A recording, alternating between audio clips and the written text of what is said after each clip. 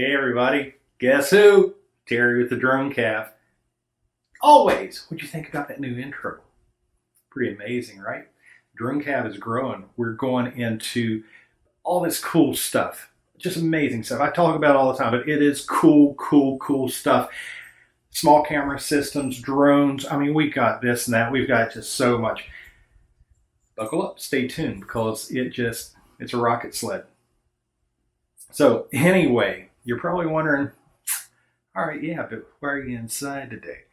Well, here in the sunshine-less state of Florida, we're under some pretty good storms right now. It's been rainy, windy, nasty, just a rough old day. Not the day you're going to be out flying a drone. So we moved it inside today. But I had such a cool thing planned for you today. I was going to take you flying. I was going to put you behind the sticks and go do some awesome stuff today. But that'll wait for next week, right? Right. So anyway, we've just got so much. Don't worry. We'll be getting to that. But today, I want to focus today's episode on a very good question that came up after last week's show. And actually has come up in kind of different ways along the way.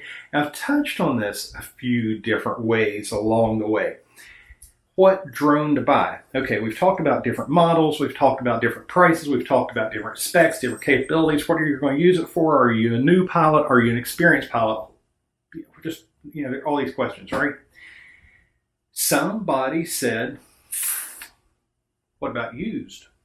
Could I save some money by buying a used drone? So we're going to talk about that a little bit. Or another person asked me about a particular model, and I went and looked at the specs for it. It's a moderately priced model. Specs.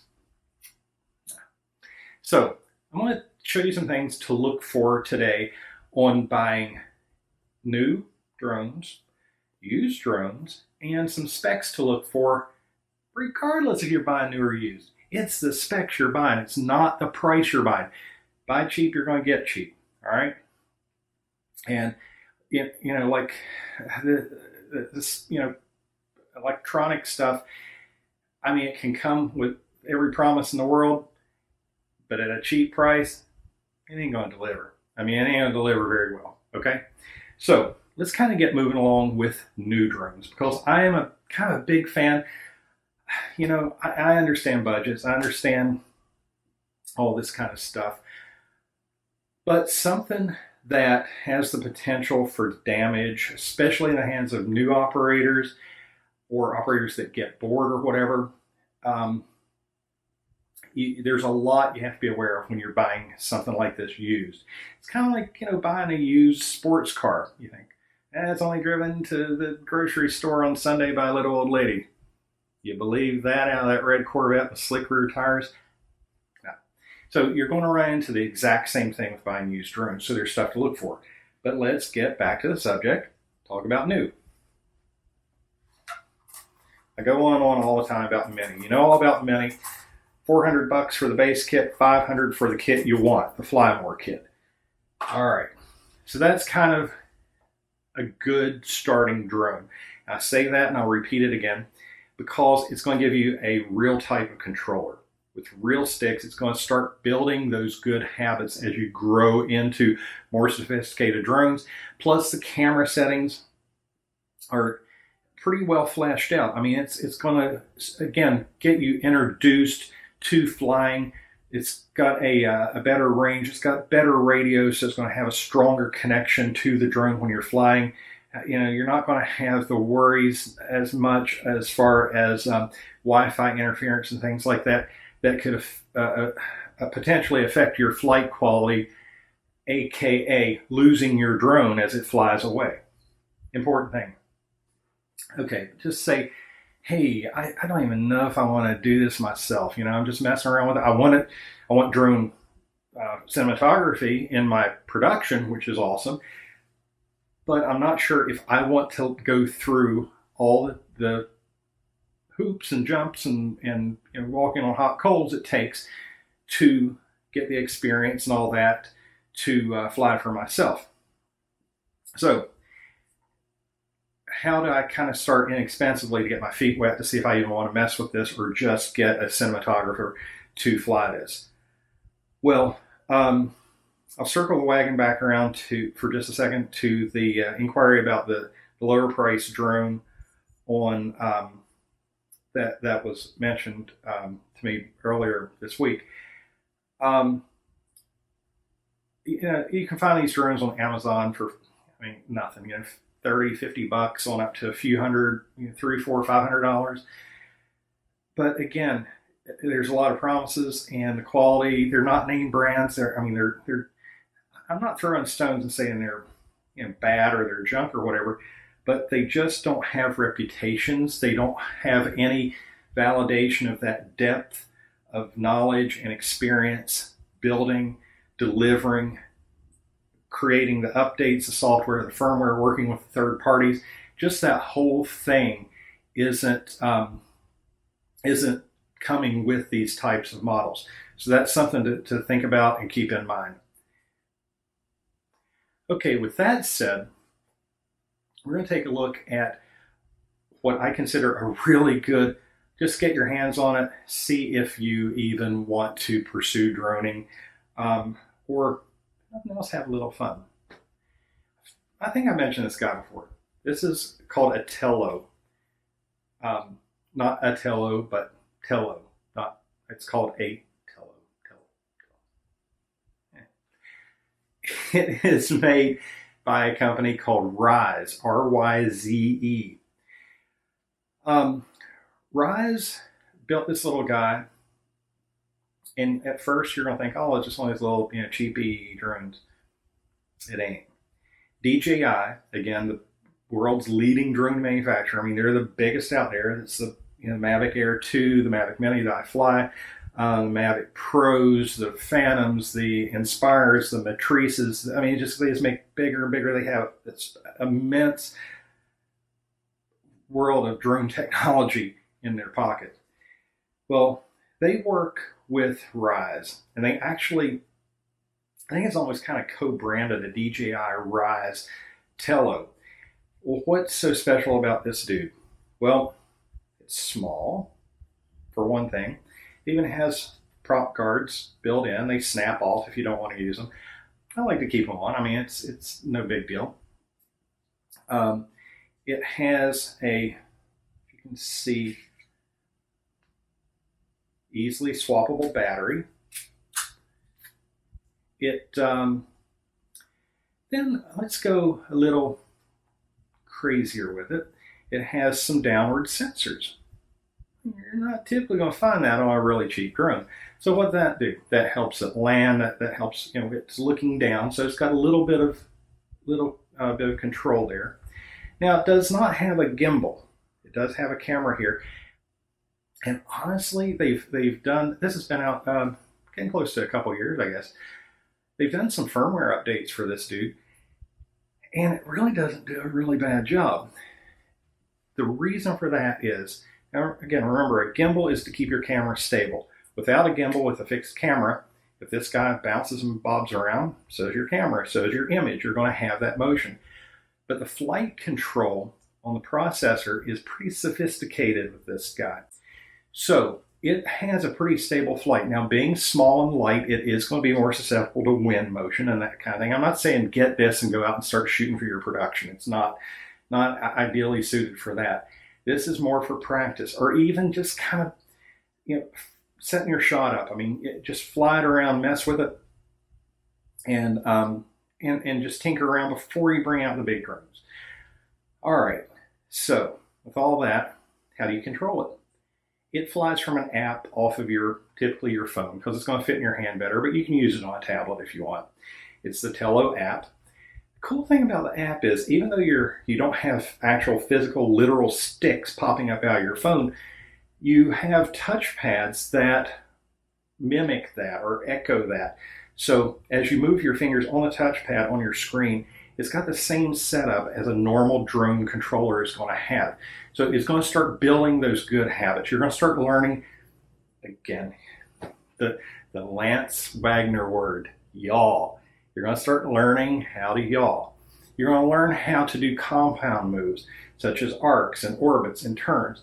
There's some built-in kind of fun little trick maneuvers and things built in here. Again, it's not anything you're going to want to do for cinema, but it's capable of doing that. Another thing that the Tello does that's kind of cool is it's built for students. So it has a software technology called Swift that allows programmability. So there can be some programming done to control flight and build custom flight profiles. So anyway, now drum roll please. 99 bucks. All right, 99 bucks. And get you some extra batteries. They're like, I don't know, $15, $17, $19 a piece. It's kind of crazy that a battery is 20% of the price of the drone, but battery technology is expensive. But get you a few batteries. To charge it, it has a little micro USB port, plugs right in the side, and you're done. And a phone. And if you have a controller like for your video games, it does bind with some controllers. So you may be able to set it up and fly with a controller as usual. So anyway, Tello, if you're thinking about just messing around with drones, you just want to figure out a little bit about what it's all about, if you want to pursue it or you just want to have fun with it, I can't really throw stones at this dude. It's a really nice little drone that's going to start you off on the same kind of path as bigger, more sophisticated drones. So I even have this fancy little case for mine, so you can have all your stuff right there, make it very nice and portable.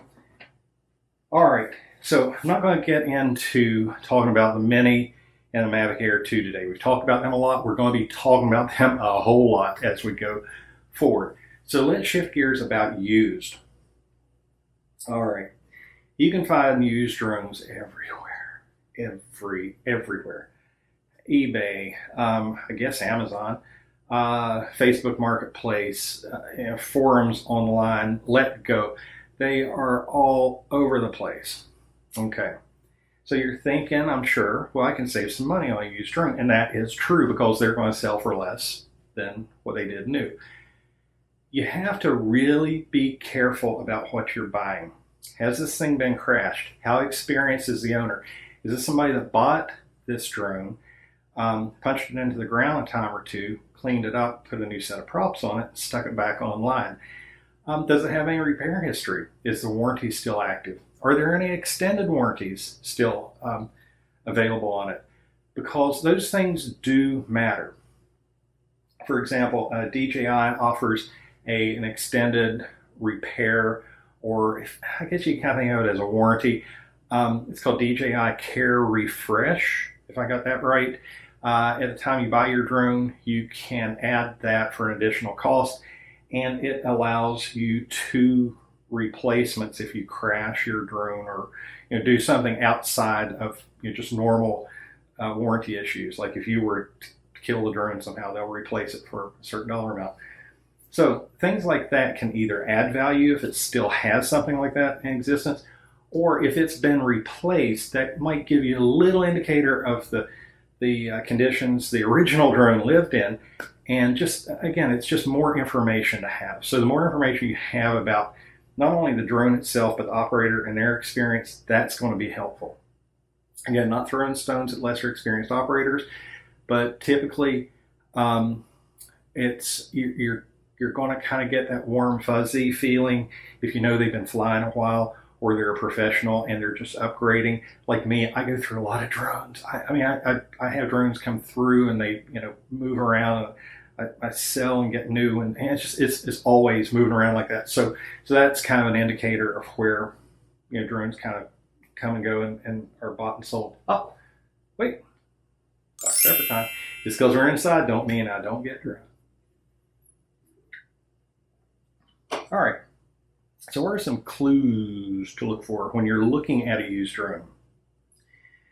Well, the first thing that I look for is the props. The props will tell you a whole lot of story. Now, it can be tricky because props are easy to swap out for a new set of props. So if the drone has scuffed into a tree or a wall, hit the ground or whatever, the props will show it because they're going to hit just about everything. So you want to look at the edges of the props, make sure they're not bent, broken, scuffed up, whatever.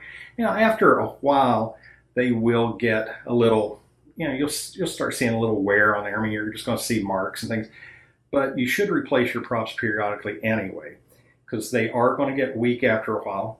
As you can see, they're thin, they're flexible, and they're providing lift and guidance control all the time when the drone's in the air. So they're getting beat up just under normal use as is. And this is a new set. You can tell the hinges are nice and tight on them. So this is a new prop. No wear, nothing beat up on it. So that's something also to look at. Or again, if it's like an older drone but it's got new props on it, that wouldn't be a bad question. Hey, did you just replace the props for any particular reason, or blah blah blah? All right. Some other things to look for are the obvious things.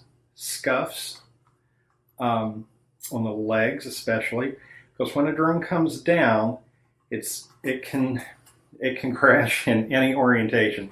It's not always this boom hits right on its nose. I mean, it can come down upside down. It can come down, hit at an angle. So just look for any abrasions in the obvious spots, the corners or whatever. Of course, the inboard stuff is going to be a little more protected, but that's going to be a big indicator there. And another thing about impact is the gimbal. Now the gimbals are, you can see it's pretty tiny and it's fairly fragile. It's not something you really want to bang around, knock around, and especially if it crashes. Take a look. How much stuff do we have surrounding the gimbal and protecting it? Not much, right?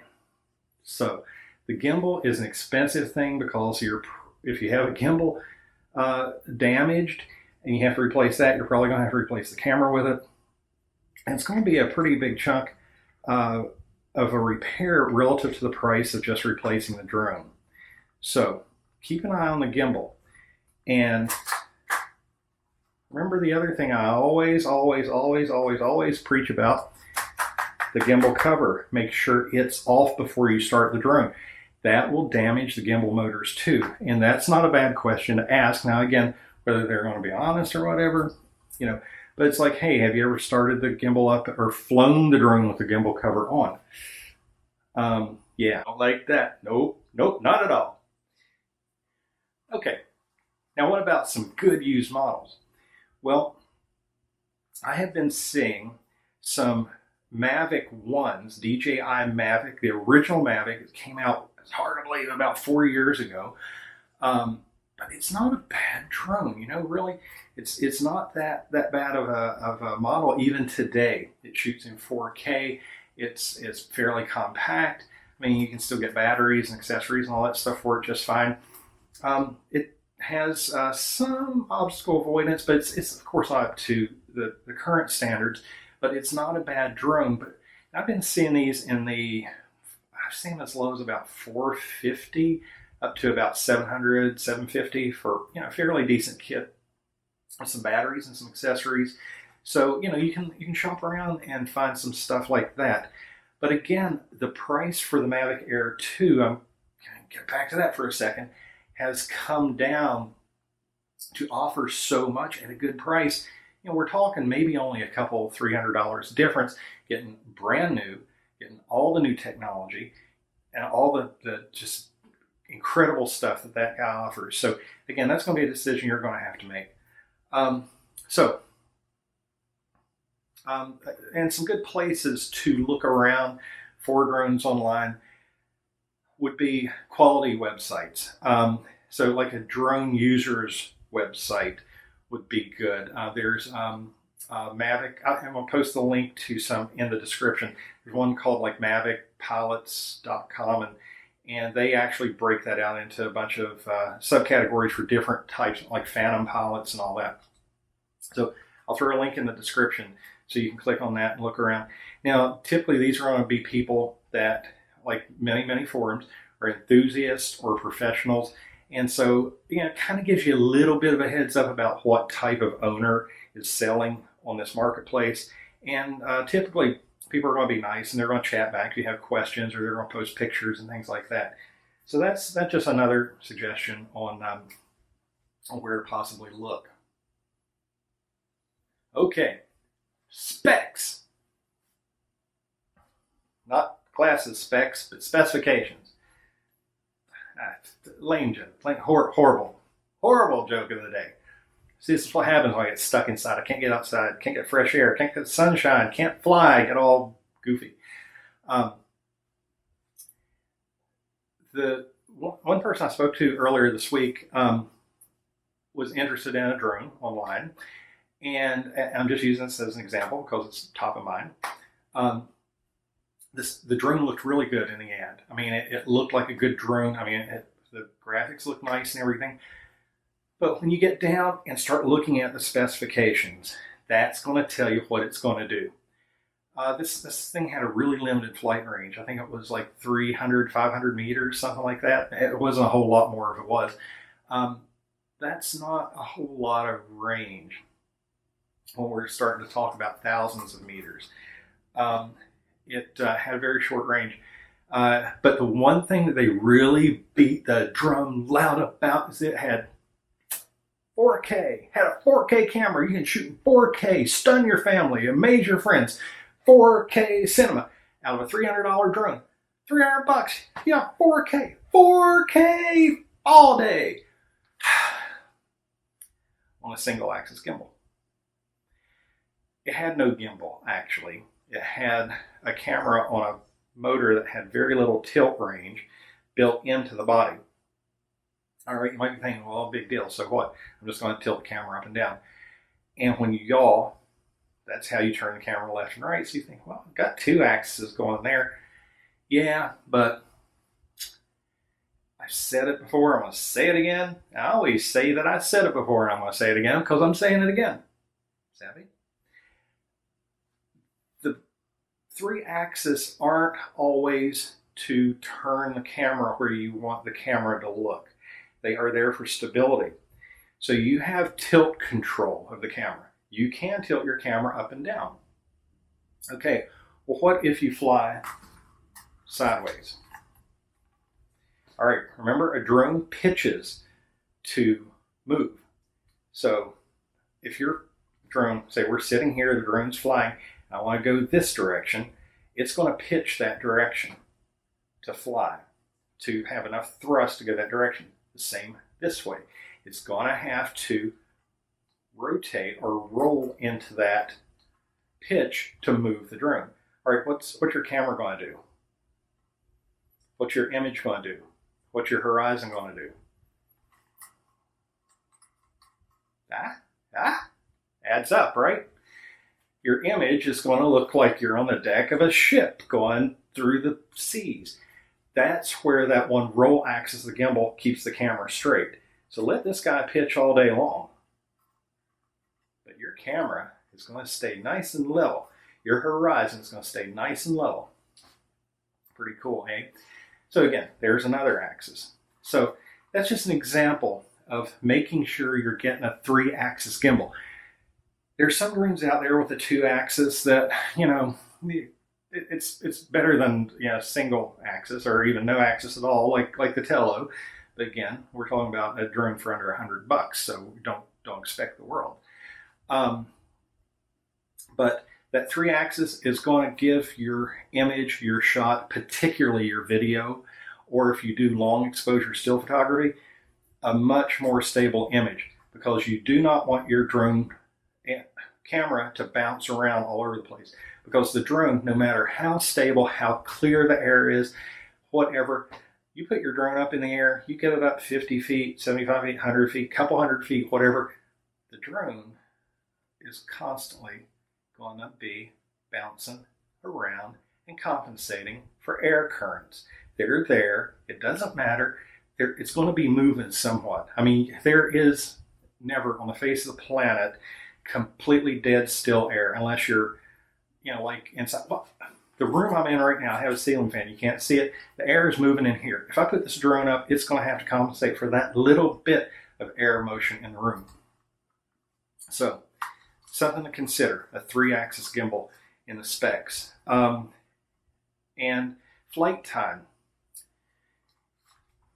This guy will get, 25 to, I think, up to 30 minutes. The Air 2 gets over 30 minutes. The Telu's not going to get a fortune of time. I think it has a 12 or 15 minute flight time because it's a really little tiny battery.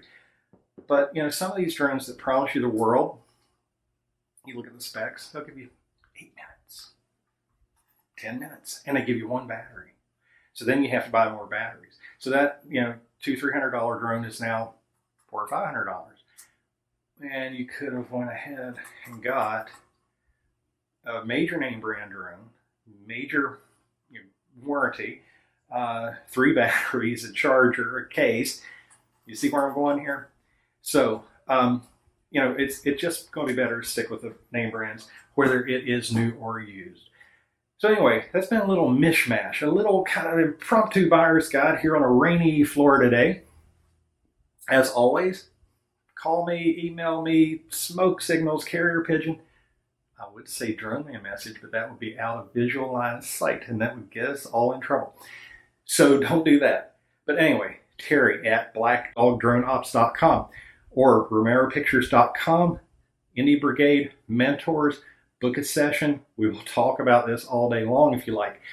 But we've got, again, lots of cool stuff, lots of cool shows. Give us a like, give us a subscribe, share it out. Go to the highest mountaintops and yell about the Indie Brigade, because we are, again, here for you. We want to help you in whatever way possible. And here at the Drone Cab, I want to help you not only learn how to fly and learn how to do the aerial cinematography and even ground-based cinematography with small camera systems, but also how to get the best deal, how to get the best drone, how not to get burned if you're buying a used drone. Because, it happens. It's like buying, like I said earlier, like buying a used car or buying anything used, and the only thing you have to go on is the history of that user, what they're telling you. And unlike a car, there ain't no Carfax for drones. You're just going to, take your chances. You spend $500, $1,000, a couple $1,000 that you're getting a good quality thing, and there ain't going to be any warranty usually. So it's all going to be on your back. So it's important to be safe about this stuff. So again, feel welcome. Give me a call. Give me an email anytime. That's what I'm here for, is to help you. And I look forward to talking to you soon. And next week, we're going flying. Hopefully it won't rain. Bye.